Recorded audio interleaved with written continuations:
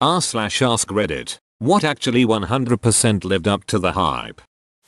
Having your own place to live without roommates. Bro, I so cannot wait for this. Loud and messy roommates or housemates are annoying.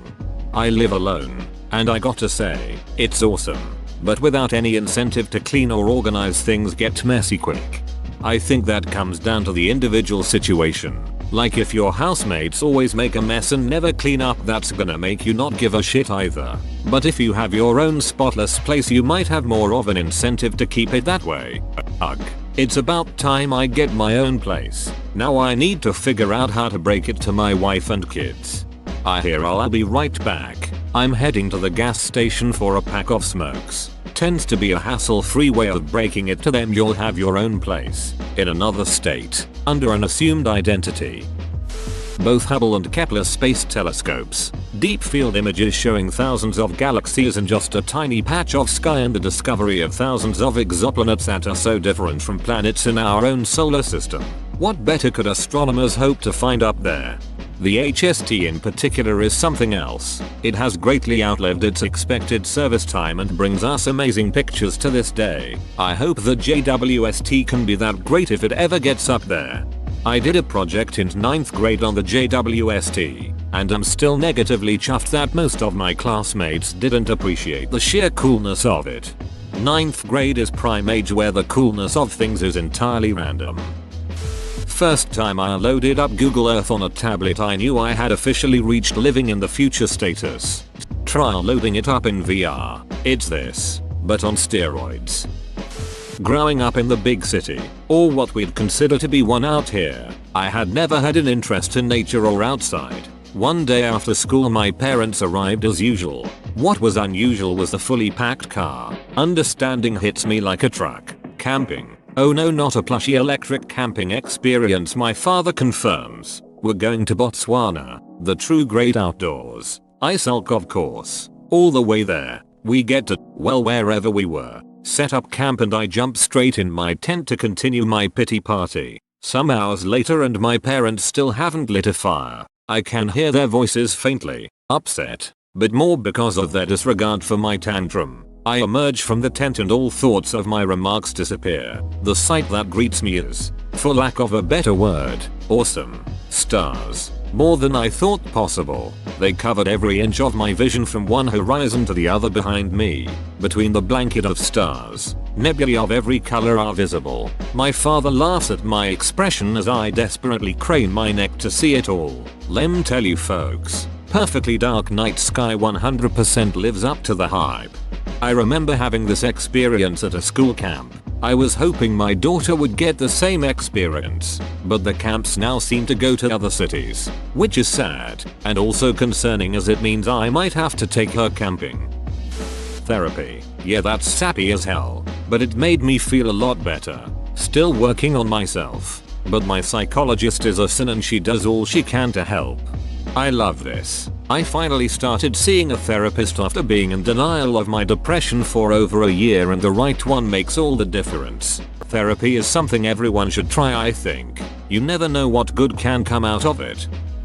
Into the Spider-Verse. As a 37-year-old comic fan, it made me happy to live in this version of reality. I've been collecting Spidey monthly since 1976, and that movie made me beyond happy. It took my wildest dreams and topped it. What a love letter to the characters in the medium of comic books. Being healthy. It feels so good to feel good. I thought I would hate cutting out soda and junk food because they taste so good and made me happy. But I was so heavy. Knee pain. Couldn't sleep. Miserable most of the time. Now it's normal to just feel good. It's actually crazy to think I lived like that for so long. It's worth it to put the effort into your health. Who cares if it takes a long time? You'll thank yourself. A quote that's always stuck with me is, you have no idea how good your body is designed to make you feel. The thing about those kinds of foods, the more often you eat them, the more meh they become. Dungeons and Dragons. I lived with a friend at university who, back in the days of 3.5e, would suggest every weekend that we played a game. I had no interest in spending my Saturday afternoons pretending to be an elf or whatever the duck you were supposed to do when you played. No, thank you. Then I actually tried it a year or two ago, and it's dope. Sit around with friends, talk some shit, eat some cheese, drink some beers, kill some imaginary goblins. With 3 months I was deeming, and now I have more dice than I know what to do with, and a folder on my desktop devoted to all the games I know I'm never going to get around to playing. All because adult scheduling is the true BBEG. Yeah, I really want to get into it, but I don't know anyone else who plays and it looks so fun. Visiting Japan. Used to be kind of a weeb when I was a teen, but that phase died out when I grew into my 20s. My so and I planned a trip to see my brother and his Japanese GF just to stay in touch, even though I would have rather loved to see Florence or Marrakesh instead, but boy oh boy was I wrong. Japan really brought the kid inside me out again. Edit. Even though I couldn't care less about anime. Wife and I went for our 10 years anniversary, man. It well exceeded my expectations. Amazing food, cool concepts, friendly people. We went for 2.5 weeks and visited 5 different cities, already planning on making a return trip. Japan is an AMZING place to visit. I've been 3 times and am planning a 4th visit soon. I always find new things to do and see, and I always feel safe and welcome there. Personally, sex. Teenager me would be both surprised and disappointed at current me for not having a lot more sex with my girlfriend. Back then it was inconceivable that one would not have sex all the time. It was possible, but I'm old and tired now. Most people are shy about their losing their virginity stories, but mine went alright. Only funny part is that in my head I was thinking I'm doing it. I'm doing it. I can't believe I'm doing it. Timed with thrusts. Antibiotics. Thanks Alexander Fleming. Mr. Selman Abraham Waxman, Hello Pierre, the numerous men of bacterial culture, and of course Louis Pasteur. On that same note, vaccines. It's pretty badass not getting polio. The Instant Pot, at least for me, I use that thing all the time. Totally worth every cent, and I turned my family onto the Instant Pot as well. Love my Instant Pot too. I got one sent from the UK to the USA so it could be shipped to me in Australia by my family. I hadn't tried one yet, but it 100% lived up to my expectations and exceeded them entirely. Flash forward a year. Fires all around our area. I decide to pack the car with suitcase and anything I wouldn't want to lose be without. Photos, passport, birth cert, Instant Pot, putting in a frozen lump of meat without defrosting, and 45 minutes later coming back to a perfect slow cooked like meal is revolutionary. Then to keep it at perfect temp until you're ready to eat it. Then the whole thing can be put in the dishwasher once done. Raving. Sonic redesign. B-Day. Asplutia. So far, The Mandalorian. Yes, The Mandalorian is so good, I didn't know what to expect. But so far it has exceeded my expectations. I didn't expect that ending to the first episode, so I'm intrigued of where they're going with it. I wonder if they're gonna drop off this current plot thread and have him complete the job and get a new one, or if they'll continue to run with it for a while. The Nintendo Switch. I hadn't bought a Nintendo system since the GameCube. I wasn't thrilled about the Wii or the Wii U, so I was hesitant to buy into Nintendo's new system when it was announced. I bought it and was 100% back as a Nintendo fanboy. That system is fantastic. The fact that it is both portable and a home console is amazing to me. And yes, it is underpowered compared to the Xbox One and PlayStation 4, but it makes up for it in its versatility. Also, I can turn it off instantly and come back to exactly where I left off. Brilliant. My wife's deviled eggs. She talked these things up for months when we first started dating.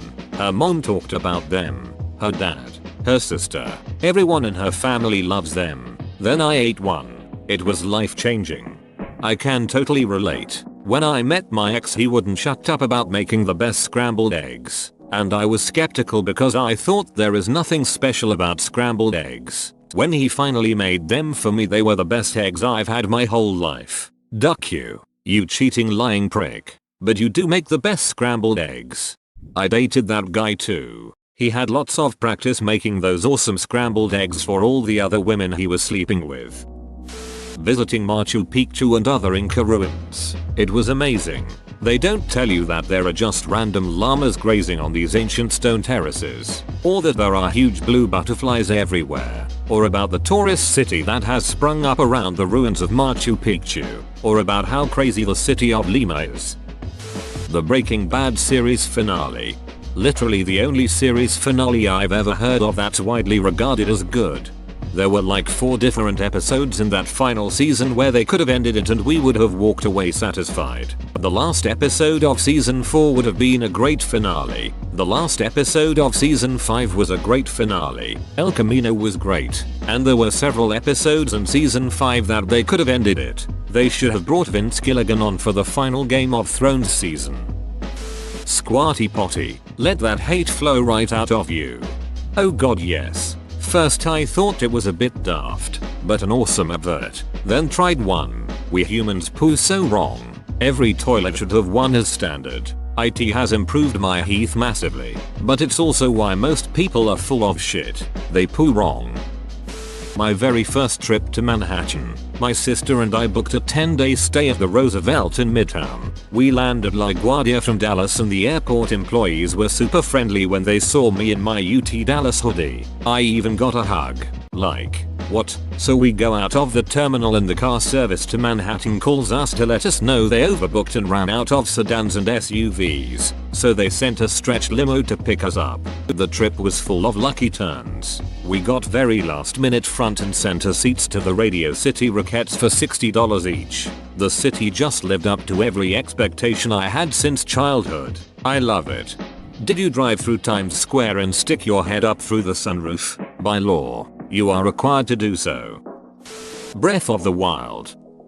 The first Deadpool movie, I was worried as duck that it wasn't gonna be violent, crude, or emotional, but it checked off every box. The point where I knew it was gonna be great was when Deadpool dropped into the SUV, and the one goon got thrown out and ducking splatted on the freeway sign.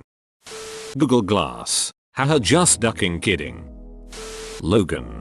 One of my favorite movies of all time. When the movie began with Logan slashing up the carjackers on screen for once, I knew it was going to be amazing. The first book in the Hunger Games trilogy. Proof that some stories should just be left alone.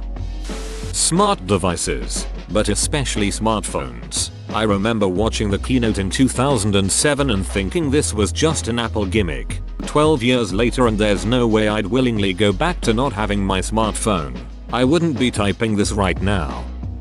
I kept telling my girlfriend how good anal sex feels, and I finally got her to try it with me. I think she was liking it more than I did. She came. I came and I can't wait for my butthole to stop hurting so we can try it again. Legend of Zelda. Breath of the Wild. I was excited for it from the first trailer and it's been my favorite game ever since it came out. The original Star Wars films. Didn't get around to seeing them till college, and just made my roommate watch them for the first time. Halo 3. Spider-Man. Into the Spider-Verse. Didn't think I could possibly like a superhero movie to the point of watching it 6 times. Forcing all of my friends to watch it and listening to the soundtrack on repeat. My animation major friend kept raving about it and I promised I'd eventually watch it. When I did, I was in shock at how good it was. The Gorge. Everyone here in WA hypes it up as one of the best concert venues in the world. It really is breathtaking the first time you step over the hill and see the sprawling landscape.